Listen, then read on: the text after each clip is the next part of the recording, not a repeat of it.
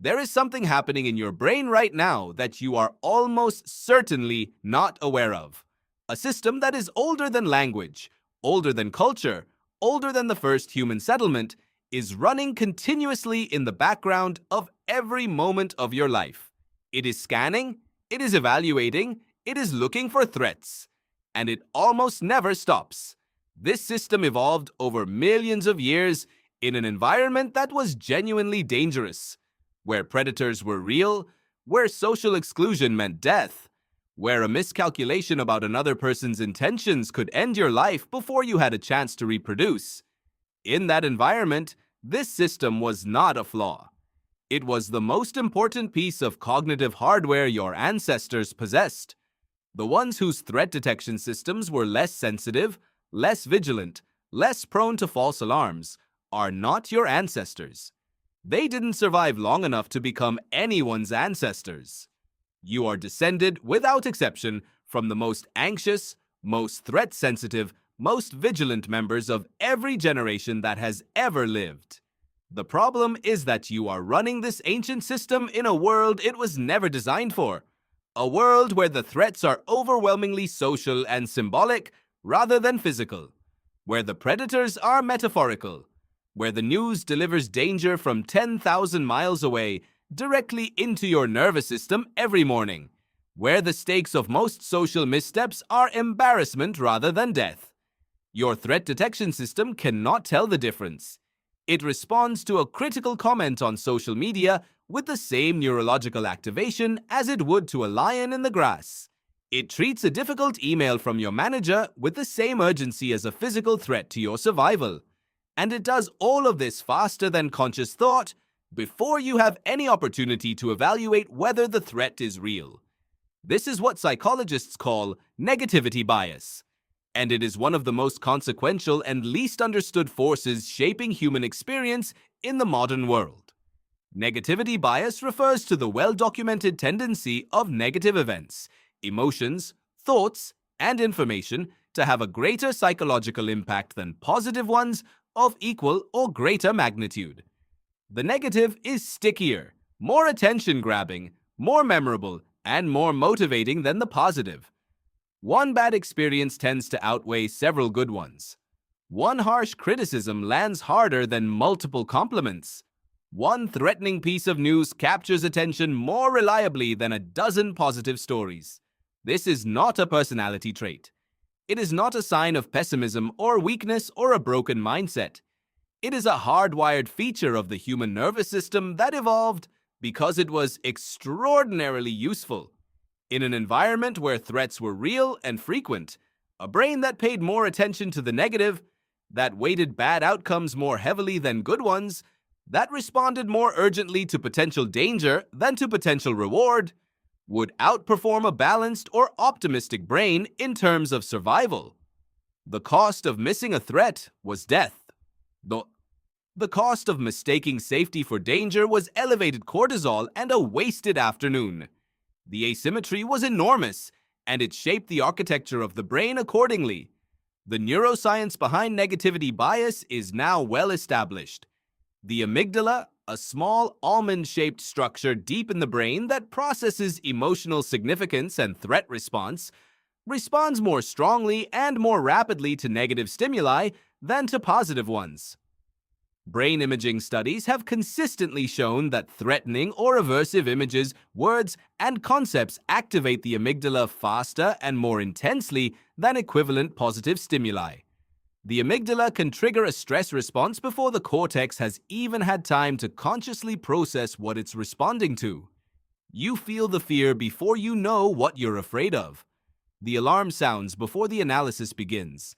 This speed is the point. In an environment where a fraction of a second could be the difference between life and death, a threat detection system that waited for conscious deliberation before responding would be catastrophically slow. So the system bypasses deliberation. It acts first and asks questions later. The cortex, the seat of rational thought and considered judgment, gets involved only after the initial threat response has already been triggered. By the time you consciously think about whether something is genuinely dangerous, Your heart rate has already increased. Your stress hormones are already flowing. Your attention has already narrowed toward the perceived threat. Reason arrives after the alarm, not before it. Roy Baumeister, one of the most prominent researchers in this area, published a landmark paper in 2001 with colleagues Bratslavsky, Catrin Finkenauer, and Kathleen Vohs, titled simply, "Bad is Stronger Than Good." The paper documented the evidence for negativity bias across an extraordinary range of domains. Across relationships, learning, feedback, motivation, cognitive processing, and emotional response, the negative systematically outweighs the positive. Bad first impressions are harder to overcome than good ones. Negative feedback is more motivating in the short term, but more damaging in the long term. Bad relationship events have more impact on satisfaction than good ones. Losses are felt more acutely than equivalent gains. The paper became one of the most cited in the field and gave the scientific community a comprehensive framework for understanding why the human mind weights negative information so heavily. Baumeister and his colleagues proposed several mechanisms for why bad is stronger than good. First, negative events tend to require more cognitive processing than positive ones. When something bad happens, the mind needs to understand it, integrate it, and develop a response. This demands attention and mental resources. Positive events, which tend to confirm rather than disrupt existing expectations, require less processing. The mind dwells longer on what went wrong, precisely because it needs to, in order to avoid it happening again. Second, negative emotions have a broader and more urgent motivational signature than positive ones. Fear, disgust, anger, and anxiety all have specific action tendencies associated with them. Fight, flee, freeze, reject, confront. These action tendencies are automatic and powerful.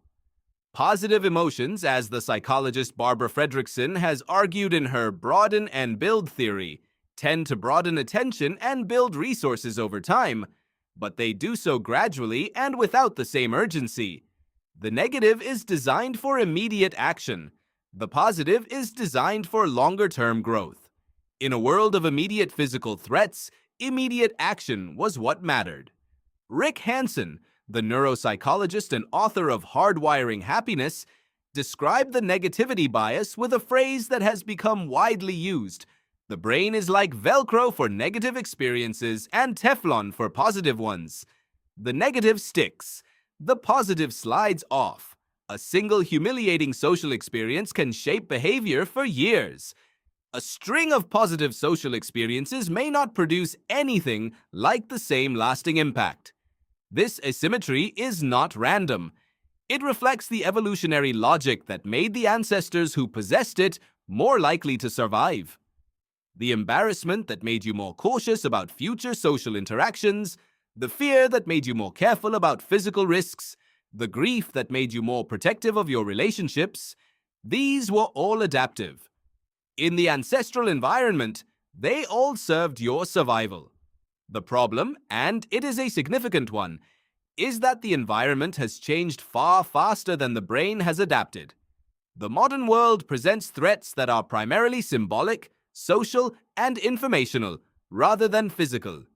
The news cycle delivers a continuous stream of potential threats: economic instability, political violence, disease, natural disaster, social conflict. Social media creates an environment in which social evaluation and potential rejection are continuous and ubiquitous. The workplace creates a social hierarchy in which status, belonging, and approval are constantly being negotiated. None of these are the kinds of threats the brain evolved to handle. All of them are real enough for the threat detection system to respond to, and respond it does. The amygdala does not distinguish between a lion in the savannah and a hostile comment on your post, between a physical confrontation and a difficult performance review, between a social predator who could have you exiled from the tribe and a colleague who might be undermining you in a meeting. The neurological response is the same. The stress hormones are the same. The narrowing of attention, the increased heart rate, the heightened vigilance, the distorted time perception, all the same. The body responds to the symbolic threat with the same physiological preparation it would bring to a genuine physical emergency. This mismatch between the ancestral threat environment the brain evolved for and the modern threat environment the brain actually inhabits is one of the most important sources of chronic psychological stress in contemporary life. The threat detection system was designed for intermittent acute activation, followed by resolution, followed by a return to baseline. A predator appears, the stress response fires, you flee or fight. The threat is resolved or you don't survive it, and the system returns to rest. In the modern world, the system is often never fully resolved. The threats are chronic, symbolic, and unresolvable by fight or flight. The news is always on. The inbox is always full. The social evaluation is always happening. The system that was designed for brief, intense activation is running continuously at a low level that never fully returns to baseline. The result is chronic stress, chronic vigilance, and the cognitive and physical consequences that accompany them. There is another dimension of the negativity bias that deserves particular attention, and it concerns the way we process information about the world.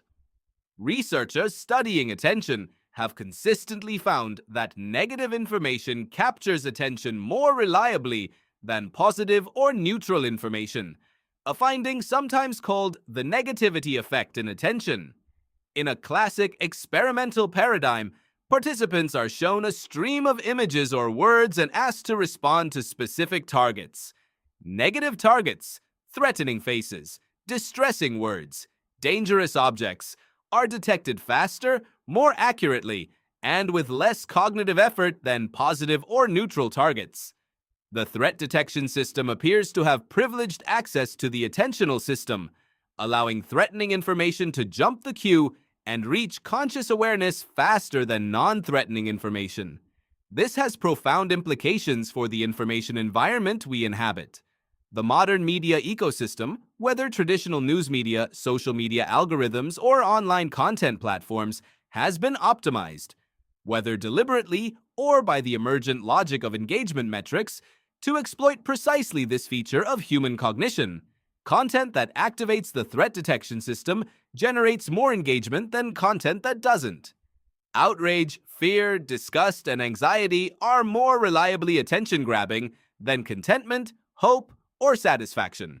The result is an information environment that is systematically calibrated to trigger the most ancient and reactive part of the human nervous system repeatedly throughout the day, with stories and images and framing specifically designed to feel threatening, even when the actual threat to any individual viewer is negligible or non-existent. The consequences for how people perceive the world are significant. Studies comparing people's beliefs about the state of the world with actual data have consistently found a dramatic divergence. Across virtually every measurable dimension, from rates of violence to levels of poverty to child mortality to access to education, the world has improved dramatically over the past century. And in survey after survey, majorities of people in developed countries believe the world is getting worse. The negativity bias, amplified by a media environment designed to exploit it, systematically produces a distorted picture of reality in which threats are perceived as more frequent, more severe, and more universal than they actually are. This is not simply an interesting intellectual observation. It has consequences for decision-making, for policy preferences, for relationships, and for individual well-being. A person who perceives the world as more dangerous than it is makes systematically different choices than one with an accurate perception. A society that collectively perceives threats as larger and more pervasive than they are will systematically overinvest in protection and underinvest in exploration and growth. The negativity bias, operating at scale in a media environment that amplifies it, has the potential to distort both individual and collective behavior in ways that are neither rational nor adaptive in the current environment. So what can be done? The negativity bias is a feature of the architecture of the human brain. It cannot be deleted. It cannot be reasoned away. What can be done is to understand it well enough to work with it rather than simply being controlled by it. The first thing that understanding provides is the ability to recognize when the system is firing. When you feel a surge of anxiety in response to a news story, when a critical comment on a piece of work produces a disproportionate emotional response, when a social slight feels catastrophic, the awareness that this is your ancestral threat. Detection system activating in response to a symbolic rather than a physical threat does not make the feeling disappear, but it creates a gap, even a small one, between the feeling and the response, between the alarm and the action. And in that gap, something like choice becomes possible. The second is what some researchers call reality testing for threat perception. The amygdala fires before the cortex can evaluate the threat, but the cortex can evaluate it afterward. Once the initial response has fired, it becomes possible to ask, what is actually happening here? Is this threat real? Is it as serious as the initial response suggested? What is the actual probability of the feared outcome? This kind of deliberate reality testing doesn't neutralize the negativity bias, but it can prevent the initial threat response from driving behavior directly without any conscious evaluation occurring at all. The third is environmental management. If the negativity bias is amplified by an information environment calibrated to exploit it, then consciously curating that environment becomes a form of cognitive self-protection. The decision about how much news to consume, which platforms to spend time on, what kind of content to engage with, is not a trivial lifestyle choice. It is a decision about what inputs you are feeding the threat detection system. An environment that continuously activates the system without providing the resolution that the ancestral environment would have provided creates a state of chronic activation that serves no adaptive purpose in the modern world. The fourth, and perhaps most important, is the deliberate cultivation of what Rick Hanson calls positive neuroplasticity. The practice of deliberately attending to and savoring positive experiences long enough and deeply enough that they actually register in the nervous system. Because positive experiences slide off while negative ones stick, simply having positive experiences is often not enough to counterbalance the negativity bias. The positive experience needs to be consciously attended to, held in awareness for long enough, somewhere between 10 and 30 seconds according to Hanson's research, that it begins to create the kind of neural change that the negative creates automatically and immediately. The negativity bias means the mind has to work to register the good in a way it never has to work to register the bad. Knowing this and working with it deliberately may be one of the most practically important things a person can do with the understanding of their own evolutionary inheritance. You are not broken because you notice threats more than you notice safety. You are not pessimistic because bad news sticks more than good news. You are not weak because a harsh criticism lands harder than 10 compliments. You are a human being running a nervous system that was shaped by millions of years of selection pressure in an environment where threats were real, frequent, and fatal. The system worked extraordinarily well. It kept your ancestors alive long enough for you to exist. The question is not how to eliminate it. The question is how to live wisely inside it. How to recognize when the ancient alarm is sounding in response to a modern threat that doesn't actually require an emergency response. How to let the cortex evaluate what the amygdala has already flagged. How to inhabit a world that is in many ways safer than any your ancestors ever knew, without being robbed of that safety by a system that cannot quite believe it. The lion is not in the grass, but your brain is still listening for it. Thank you for watching, and I will see you in the next video. If you find this video interesting, please consider subscribing for more content like this.